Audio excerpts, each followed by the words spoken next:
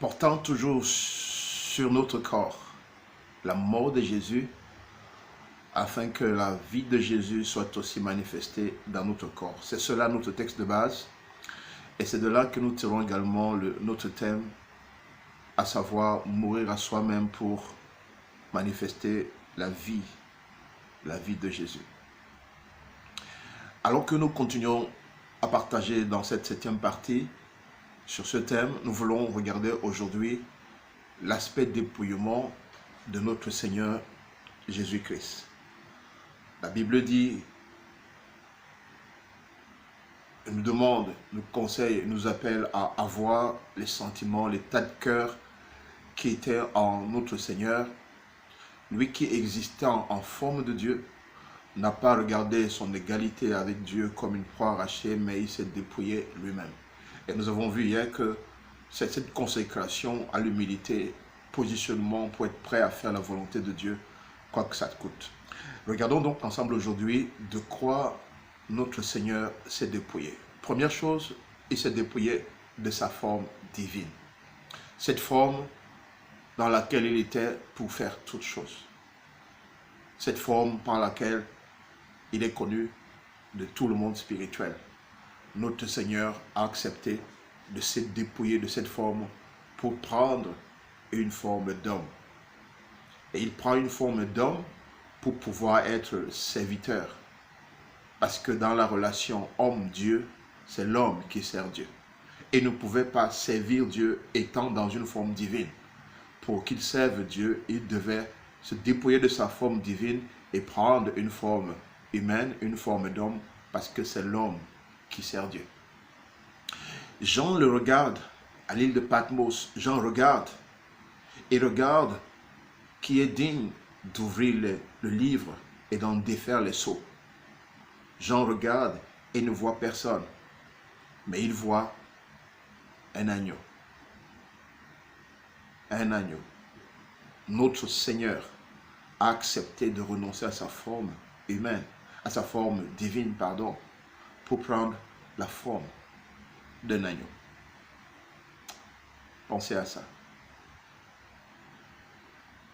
Et pour venir dans cette forme humaine, vous imaginez le Dieu, créateur des cieux et de la terre, avec tout ce qui se trouve, accepter d'être réduit.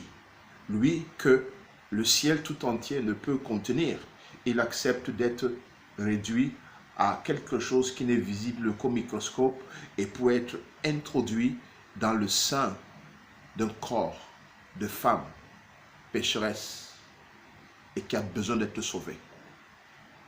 Regardez l'humiliation de notre Seigneur. Il a accepté de renoncer à sa forme divine pour devenir un embryon dans le sein d'une femme. Magnifique.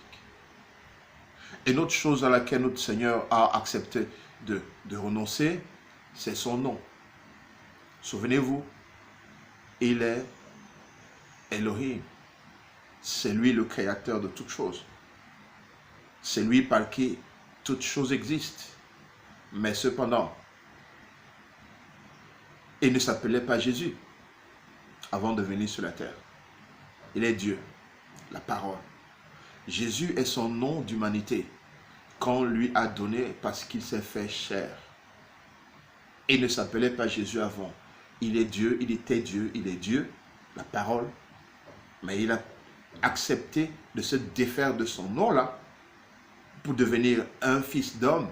Il a accepté de quitter cette position-là de fils de Dieu pour prendre l'appellation de fils de l'homme en référence à son humanité à cause de ce qu'il devait accomplir, la volonté de Dieu. Et une autre chose dont notre Seigneur s'est dépouillé, c'est la puissance. Quand il est sorti des eaux de baptême, alors qu'il priait, il fut rempli du Saint-Esprit. Et il a reçu l'Esprit sans mesure. Mais la puissance du Saint-Esprit, c'est sur le chemin retour du désert. Souvenez-vous, après le test dans le désert, la puissance du Saint-Esprit est à nouveau revenue sur lui. Il l'avait laissé avant. Dans Jean au chapitre 17, le Seigneur, parlant à son Père, dit, reviens-moi de la gloire que j'avais auprès de toi avant que le monde ne soit. Donc notre Seigneur avait accepté de déposer la gloire qui était liée à sa personne. Il a accepté de se défaire de son pouvoir. Souvenez-vous, il a dit, tout pouvoir m'a été donné. Ça veut dire qu'il ne l'avait pas. Et s'en était séparé pour venir se tenir dans cette place comme serviteur. Une autre chose dont le Seigneur s'est dépouillé, c'est son autorité.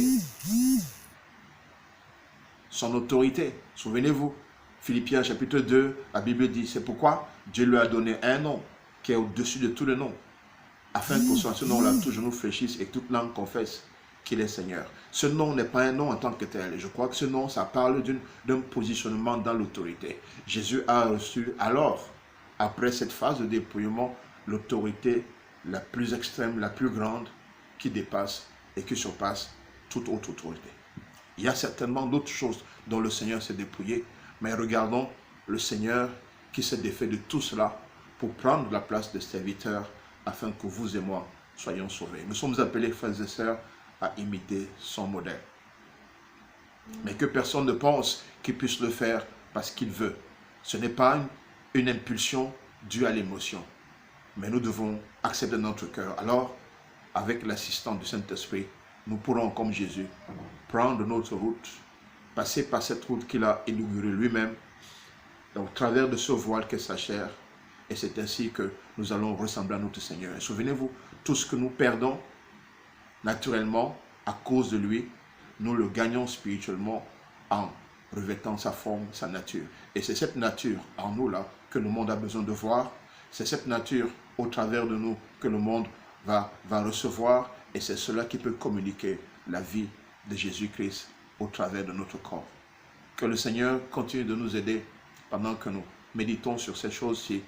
Que le Seigneur soutienne nos efforts. Que le Seigneur nous tienne par la main lui-même et qu'il nous entraîne sur ce chemin. Alors que vous aspirez à cela, que le Saint-Esprit soit votre aide.